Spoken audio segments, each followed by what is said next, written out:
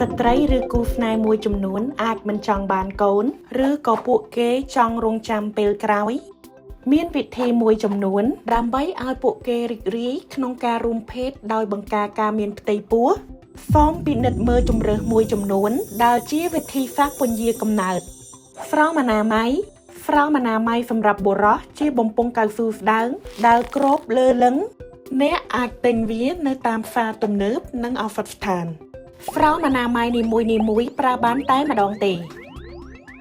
ស្រោមអនាម័យស្ត្រីគឺជាបំពង់ដែលអាចសោកចូលក្នុងទ្វារមាសបាន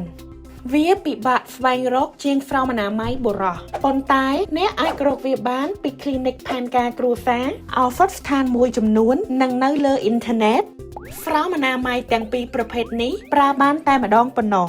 ស្រោមអនាម័យជួយការពារមិនឲ្យមានផ្ទៃពោះតាមរយៈការទប់អង្គធាតុរាវពណ៌ស sperm ឬក៏អាចហៅបានថាមេជីវិតដែលចេញពីលឹងក្នុងពេលរួមភេទដើម្បីកុំឲ្យវាប៉ះផ្នែកខាងក្នុងនៃទ្វារមាសត្រូវចងចាំថាស្រោមអនាម័យជាវិធីពន្យាកំណើតតែមួយគត់ដែលអាចការពារអ្នកពីការចម្លងរោគមួយចំនួនក្នុងពេលរួមភេទផងដែរពែងរដូវជាឧបករណ៍រាងដូចពែងអ្នកអាចរកវាបាននៅតាមឱសថស្ថាននានាប៉ុន្តែភាគច្រើនវាអាចរកបាននៅលើអ៊ីនធឺណិតគេដាក់វានៅក្នុងទ្វារមាសដោយគ្របរន្ធស្បូន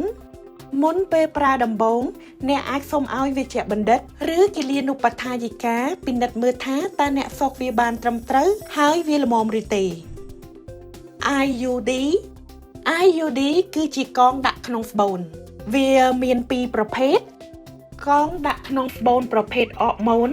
មានសារធាតុគីមីដែលមានសុវត្ថិភាពហៅថាអរម៉ូននៅក្នុងផ្លាស្ទិកតូចមួយវាអាចមានប្រសិទ្ធភាពរហូតដល់5ឆ្នាំកងដាក់ក្នុងស្បូនប្រភេទទង់ដែងមានទង់ដែងជាប្រភេទលោហៈជំនួសឲ្យអរម៉ូនហើយវាអាចប្រើបានយូរជាងកងអរម៉ូន2ដង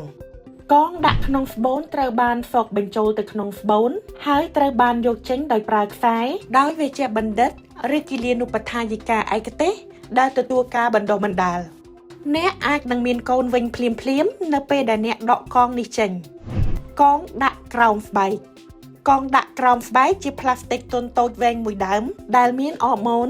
វាត្រូវបានសកចូលក្រោមស្បែកដើមដៃរបស់អ្នកដោយវេជ្ជបណ្ឌិតឬគិលានុបដ្ឋាយិកានិងអាចមានប្រសិទ្ធភាពរយៈពេល3ឆ្នាំអ្នកអាចនឹងមានកូនវិញភ្លាមនៅពេលអ្នកដកកងក្រោមស្បែកចេញថ្នាំចាក់ពន្យាកំណើតជាសារធាតុរាវអរម៉ូនដែលគេចាក់ចូលសាច់គូទឬដើមដៃរបស់អ្នកវាអាចមានប្រសិទ្ធភាពរយៈពេល12សប្តាហ៍ថ្នាំគ្រាប់ពន្យាកំណើ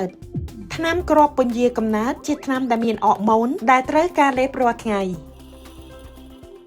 មានពីរប្រភេទគ្រាប់ផ្សំថ្នាំដែលជាទូទៅគេហៅថាជាថ្នាំគ្រាប់ដែលមានអរម៉ូន2និងគ្រាប់ថ្នាំតូចមានអរម៉ូនតែមួយទេសូមពិភាក្សាជាមួយវេជ្ជបណ្ឌិតថាតើថ្នាំមួយណាជាជម្រើសល្អបំផុតសម្រាប់អ្នកអាចនឹងមានកូនវិញភ្លាមនៅពេលអ្នកឈប់លេបថ្នាំនេះកងដាក់ទ្វារមាសជាកងទន់តូចមួយដែលមានអរម៉ូន2គេដាក់វានៅក្នុងរន្ធទ្វារមាសវាអាចមានប្រសិទ្ធភាពរយៈពេល3សប្តាហ៍អ្នកអាចនឹងមានកូនវិញភ្លាមនៅពេលអ្នកឈប់ប្រើកងដាក់ទ្វារមាសនេះត្រូវចងចាំថាវិធីសាស្ត្រពន្យាកំណើតដោយប្រើអរម៉ូនទាំងនេះអាចធ្វើឲ្យរដូវប្រែប្រួលនិងបង្កផលរំខានមួយចំនួនដូច្នេះសូមពិភាក្សាជាមួយវេជ្ជបណ្ឌិតរបស់អ្នកការរៀបចំផែនការគ្រួសារបែបធម្មជាតិ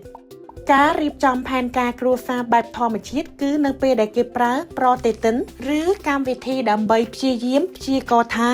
តើពេលណាពួកគេអាចរួមភេទបានដោយមានឱកាសមានផ្ទៃពោះទាបវិធីនេះអាចនឹងមិនគួរឲ្យទុកចិត្តដោយការប្រើស្រោមអនាម័យការពន្យាកំណើតដោយអរម៉ូនឬកងដាក់ក្នុងស្បូនប្រភេទទង់ដែងទេ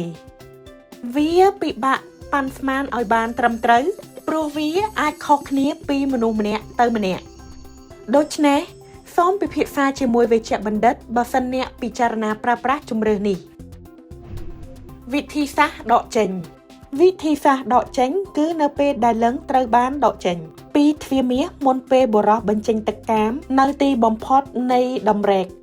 សូម្បីតែបរិមាណតិចបំផុតនៃទឹកកាមប៉ះទ្វារមាសក៏ដោយវាក៏អាចមានលទ្ធភាពធ្វើឲ្យមានផ្ទៃពោះដែរត្រូវដឹងថាទឹកកាមខ្លះអាចចេញមុនពេលបុរសឡើងដល់ទីបំផុតនៃដំណេកវិធីសាស្ត្រនេះមិនគួរឲ្យទុកចិត្តដោយការប្រើស្រោមអនាម័យការពន្យាកំណើតដោយអរម៉ូនឬកងដាក់ក្នុងស្បូនប្រភេទទង់ដែងទេថ្នាំពន្យាកំណើតបន្ទាន់